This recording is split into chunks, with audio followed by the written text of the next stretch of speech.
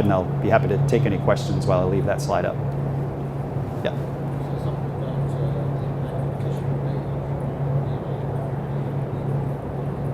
Sure. So the question was the effect of tissue age on DNA and RNA isolation. And so it's important, but as we've found, is age is a minor determinant relative to tissue processing, initial processing conditions, and tissue storage conditions. And so we've seen very good results out of blocks in excess of 15 years old if they were larger blocks with a reasonable amount of tissue, meaning that we could section into the blocks to a fresh area of the tissue that was not exposed to air, and that these tissues were stored at moderate temperatures without any strange environmental conditions. So age can be important, but again, processing conditions and storage conditions are more important. Sure. One aspect of one of the protocols, which is ribosomal RNA depletion, when it doesn't work optimally, so you end up having a lot of reads of ribosomal RNA, and that also depends on the RNA quality. Have you seen improvements also in the reliability of ribosomal RNA depletion? Yes.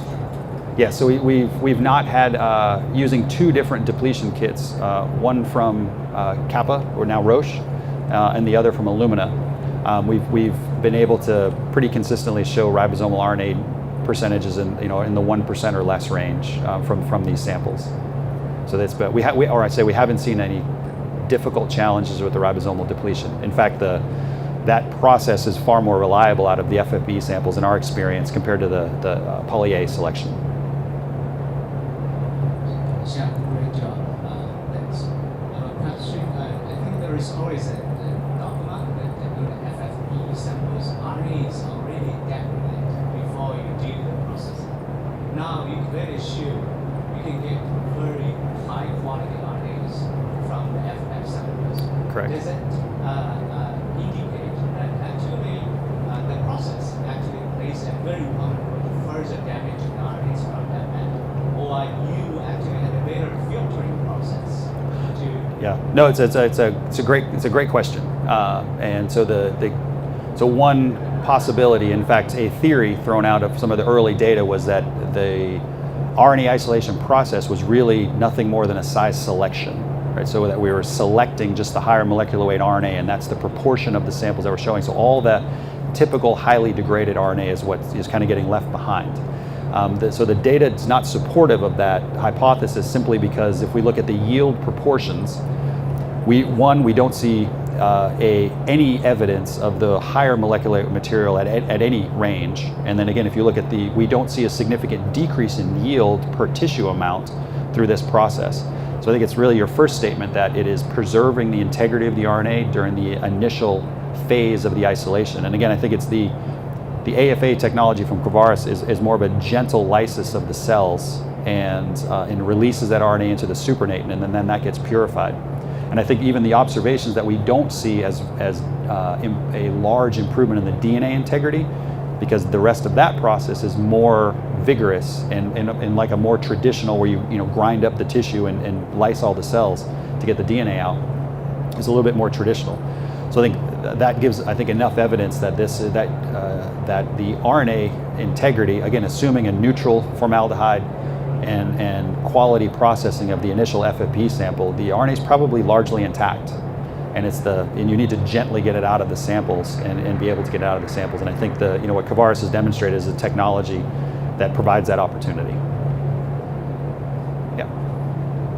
Has any work been done for laser capture cells? We have not, but it is enabled in that so we use the large format tubes. There is a small format tube which is ideal for much smaller samples. So as long as you work out the mechanism of getting the laser captured section into that smaller tube, it's just a scaled down version of the protocol. So I wouldn't expect there to be a challenge.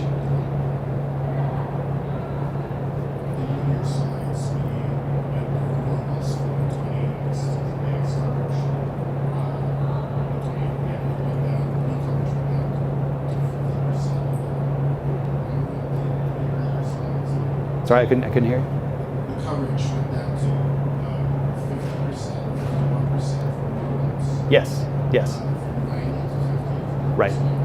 Yes, so importantly, the coverage number is based on single strand coverage, and so essentially all the what would be considered a duplicate read, those overlapping reads, half of it was being discounted, and then the deeper coverage on the tumor, and that the tumor had slightly more fragmented DNA. So the coverage numbers were higher. So it's a little bit artifactual is probably the best answer. Is it's slightly artifactual when we're in the process of revising that pipeline to not consider actually both strands, not single strand. Thanks for the presentation. You've commented a lot about the improvement in quality of the RNA. Regarding the DNA, have you seen any differences in yield when you compare to other extraction methods? Because one of the arguments that Covaris have is that the ultrasonication allows the protein escape to go deeper into the nuclei. Have you looked at yield improvements? Somewhat. So we've seen, I would say, modest improvements in yield on the tissue types that we've analyzed and compared to the primarily the QIAGEN workflow. And the yields have been, I would say they're within 10 to 15%. So it's certainly not doubling yield, but I would say the diversity of tissues that are now going through, because we see the improvement in RNA, the diversity of tissues that are going through is much higher. So more variability in amount of tissue, more variability in source of tissue. So it's, again, I think I don't have any data that I've seen that's convincing that we see a dramatic improvement of yield with the Covaris method, but I also don't have a large number of comparator studies that, of comparing equal amounts of tissue under the same conditions. So I can't really comment either way. To answer the previous question, we've tried to create a kit for a laser capture microdissection. Just the DNA part of the protocol. So you can peel off the membrane from your laser capture cap, put it into Covaris, and use the protocol, and we managed to extract this amount of DNA from tiny pieces. It's a quick second question. We published some years ago that cold fixation of 4 degrees increases the size of RNA. Have you tried to combine Covaris extraction to see if the quality further increases?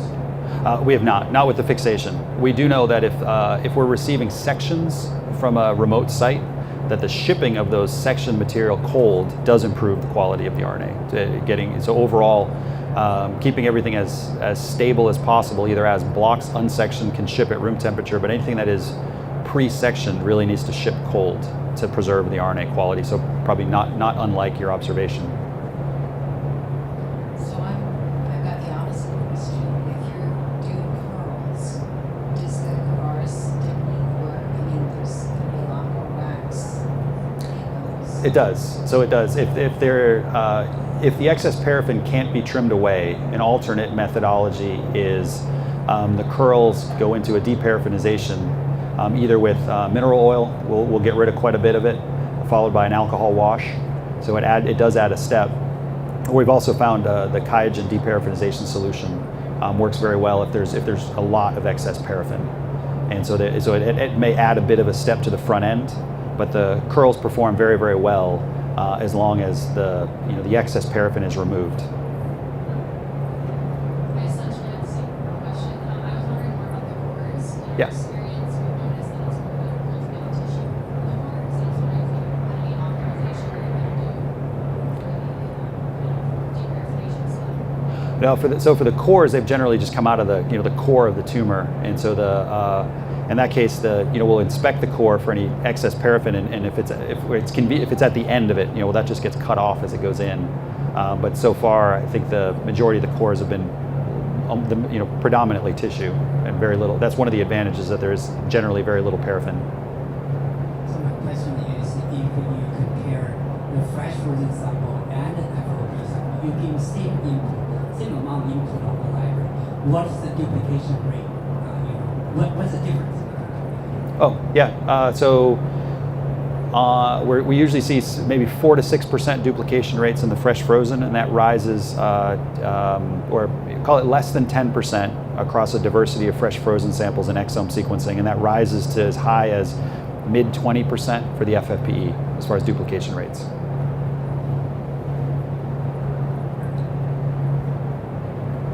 How about the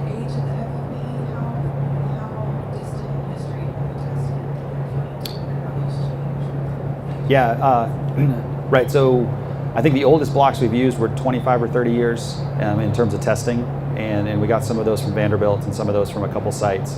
And again, if the blocks are large, where we can section to a fresh tissue area to the center, or just it's really a centimeter in or so, just to get rid of the oxidated, anything that's oxidated, they perform well. And it really does seem to be more related to the initial processing and the storage conditions. If the blocks, so what we found is blocks that were stored like in a basement, of cool temperature, very little light, reasonably maintained humidity, the age is a minor factor. Well, and I did want to ask you about the storage conditions because I think there was a paper out of Hopkins that actually said it's supposed to be room stored at room temperature, and they found that if you did keep them colder, it did Yep. that seems to support your storage should be conditions as well. Yeah, I think if the area of the tissue you're isolating from is exposed, colder is better. If the area of the tissue that you're isolating from is not exposed, as long as it's not heating up significantly, it seems to be okay. Again, we didn't systematically test that. This is really just based on observations that at this time of year, heading into the summer, if we were receiving sections that were shipped as sections, we saw degradation or more degradation in those samples. But if they were shipped just on cold pack, just to maintain a 4 degree, 0 to 4 degree kind of temperature, we didn't see the same rate of degradation, in transit times, typical transit times. So we've tried a few different recommended conditions for shipping, and on mineral oil, not on mineral oil, cold, not cold, and it does seem to be that mineral oil can prevent the oxidation, and so can cold temperatures for a pre-sectioned material. So, one or both of those is not a terrible idea.